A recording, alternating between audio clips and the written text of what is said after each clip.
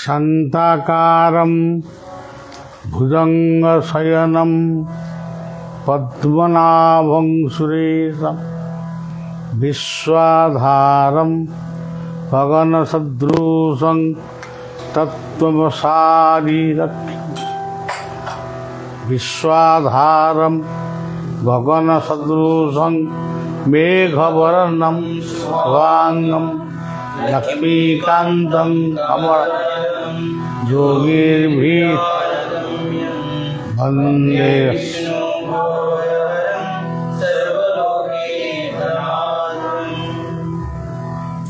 मनीष थरे जन्म लिए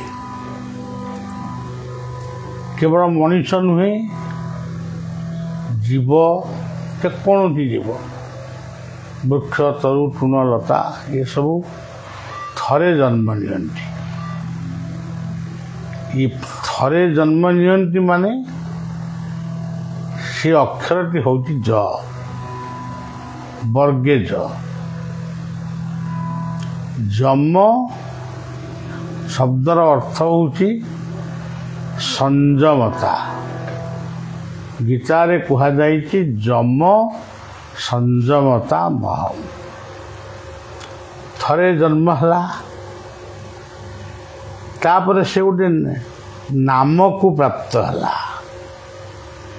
मनीषर विभिन्न नाम किए देवता नाम रे नामित कला किए कौ नाम रे नामित कले बाप माँ कौ नाम रे डाकिले आउ पुरोहित कौ नाम रे डाकिले यहाँ हूँ मनीष जगतर कथा किंतु पशु पक्षी मानकर नाम कई दियंतिनी खूब कम लोक गृहपालित पशु मान को नाम धरी डाकी था ये जो नामटी से हूँ 9 अक्षर प्रतीक जीव जन्म है थरे सी बाघ है कि भालू है कि मांकड़ है कि मनीष है थरे से नामकरण हम बाघ को कई भालू कहबेनी कि भालू को कई सिंह कहीपर ना ये जो 9 अक्षरटी को नहीं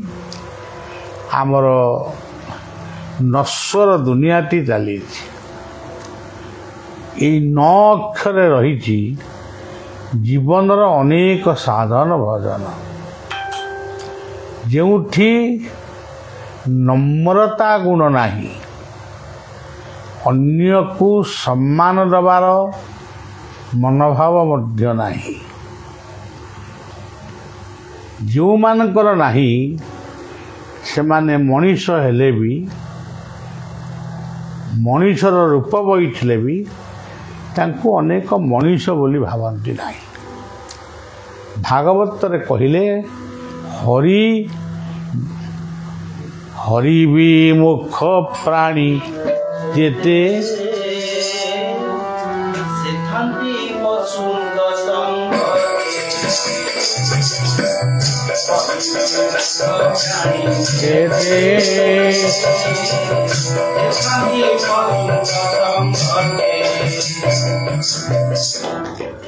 जो मानकर मुखरे हरि शब्द नहीं जो माने हरि किए चिन्ह ना से पशु सहित समान पशुर भी चेतना अच्छी पशुर भी ज्ञान अच्छी पशु पक्षी इत्यादि रामायण जुगरे गोटे पक्षी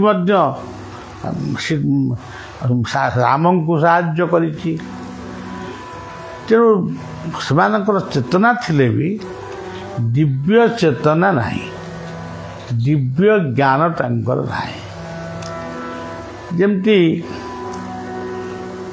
हरि शब्द मनीष ही करे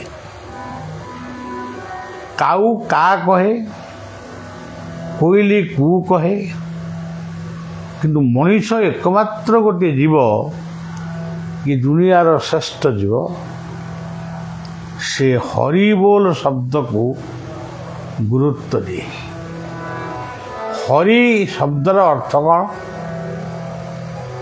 जे आमर समस्त अपराध को हरण करती ସେ ହେଉଛନ୍ତି ହରି। ଅଜ୍ଞାନକୁ ହରଣ କରନ୍ତି ସେ ହେଉଛନ୍ତି ଗୁରୁ। ଅଭାବକୁ ଯିଏ ହରଣ କରନ୍ତି ସେ ହେଉଛନ୍ତି କର୍ମ। ଏବଂ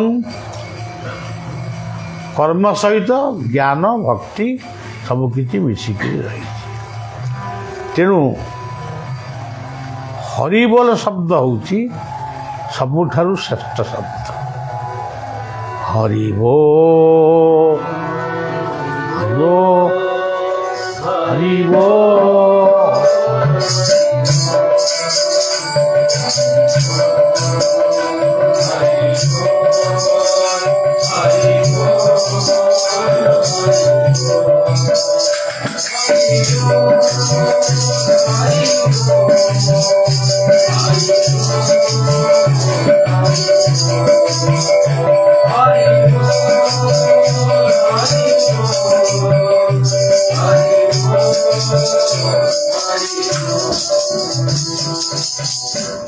ହରି ଥରେ ସିଂହ ରୂପରେ ଆବିର୍ଭାବ ହୋଇଥିଲେ।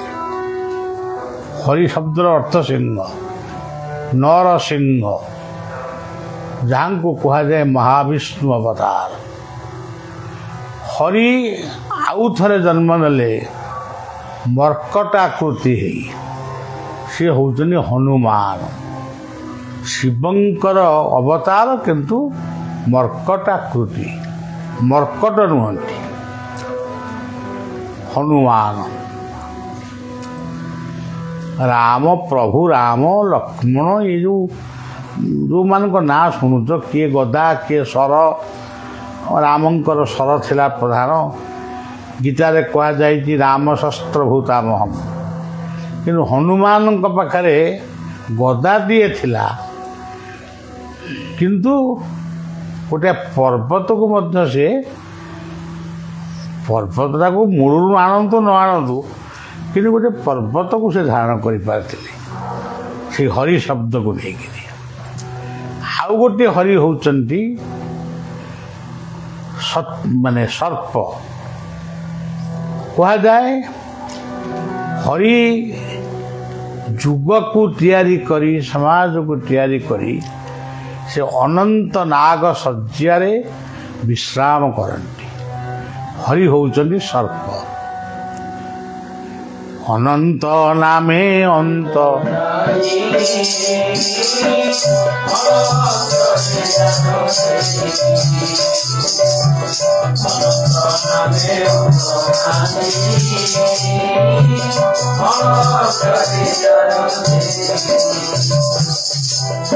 ତ୍ରେତୟା ଯୁଗରେ ହରି ହେଉଛନ୍ତି ଲକ୍ଷ୍ମଣ, ଦ୍ୱାପର ଯୁଗରେ ହରି ହେଉଛନ୍ତି ବଳରାମ, ଶଙ୍କର୍ଷ।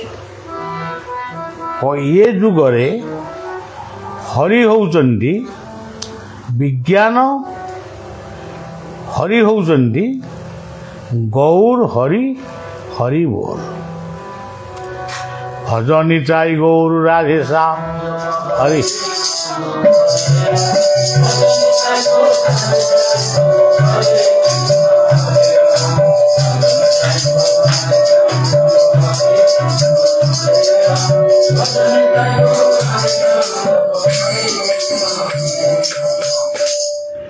এই ক্ষেত্রর ଅନନ୍ତଙ୍କ କ୍ଷେତ୍ରରେ ନାମଟି ହେଉଛି ଜୟ ଶ୍ରୀ ସୁଅନନ୍ତ ରାଧାରା।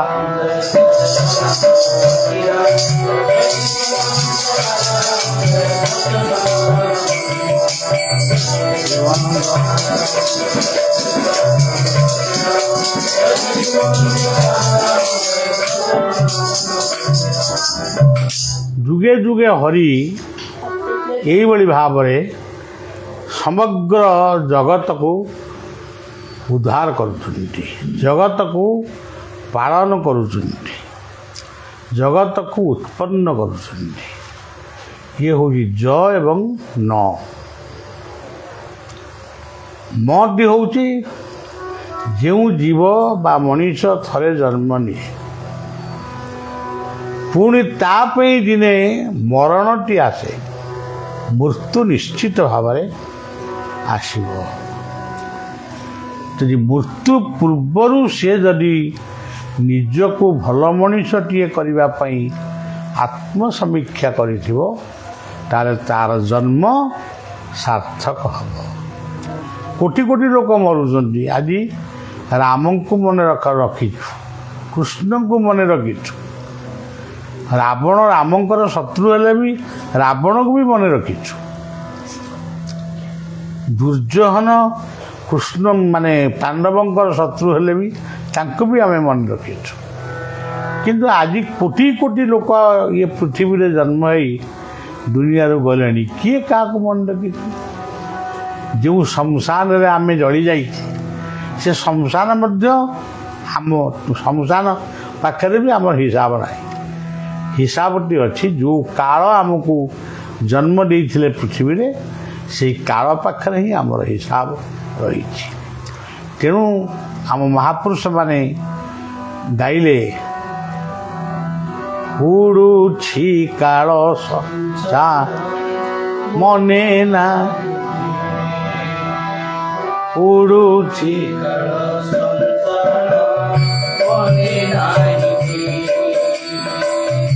ଆଉ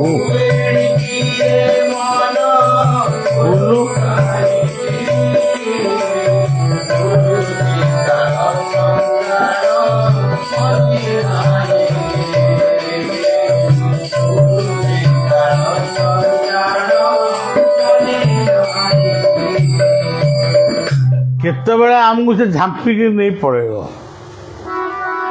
ଆମକୁ ବିଶ୍ୱାସ ନାହିଁ। ଆମେ ପ୍ରୋଗ୍ରାମ କଲୁ ଆମେ ପୁରୀ ଯିବୁ, କିନ୍ତୁ ଆମେ ଜାଣିନୁ ପୁରୀ ଯିବା ବାଟରେ ବି ଆମର ମୃତ୍ୟୁ ହେଇପାରେ। ସେଥିପାଇଁ ପୁଣି ସେ ମହାପୁରୁଷ ଲେଖିଲେ ହାଟରେ ପାଞ୍ଚ ପା ହେଉଛନ୍ତି ହାଟ ସରି ଆଉ ପାଇ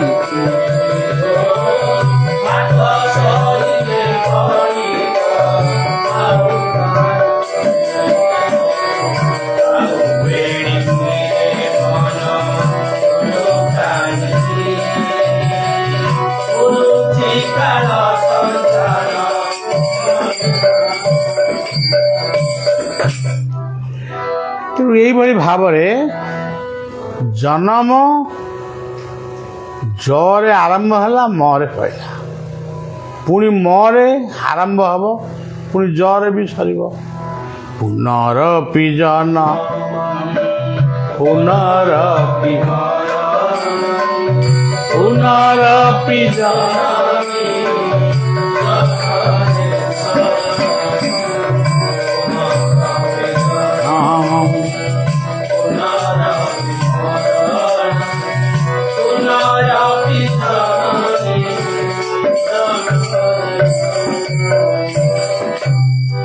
ଜନନୀ ଗର୍ଭରେ ପୁଣି ଜନ୍ମ ହେବୁ, ଏ ପଶୁ ହେଉ ମଣିଷ ହେଉ।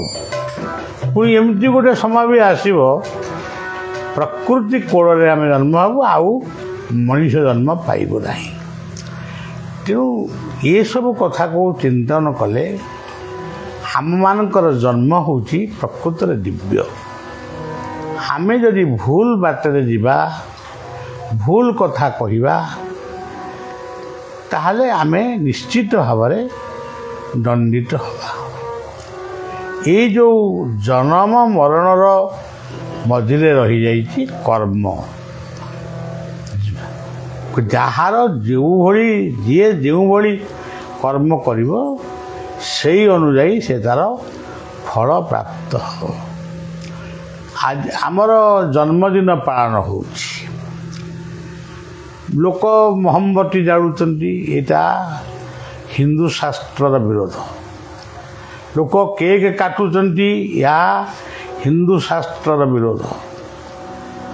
ବେଲୁନ୍ ଫଟଉଛନ୍ତି, ହିନ୍ଦୁ ଶାସ୍ତ୍ରର ବିରୋଧ। ଛୁରୀରେ କେକ୍ କାଟୁଛନ୍ତି, ଛୁରୀ ଧରଉଛନ୍ତି ହାତରେ ପିଲାଙ୍କୁ, ଏ ବି ହିନ୍ଦୁ ଶାସ୍ତ୍ରର ବିରୋଧ। ଦୀପ ଲାଗିବ, ପିଠା ବଣ୍ଟନ ହେବ, ମିଠା ବଣ୍ଟନ, ଇଏ ହେଉଛି ହିନ୍ଦୁ ଶାସ୍ତ୍ର ଅନୁଗାମୀ ଲୋକମାନଙ୍କର କଥା। ସତ୍ୟନାରାୟଣଙ୍କର ପୂଜା ହେବ, ଇଏ ହେଉଛି ହିନ୍ଦୁ ଶାସ୍ତ୍ରର संविधान।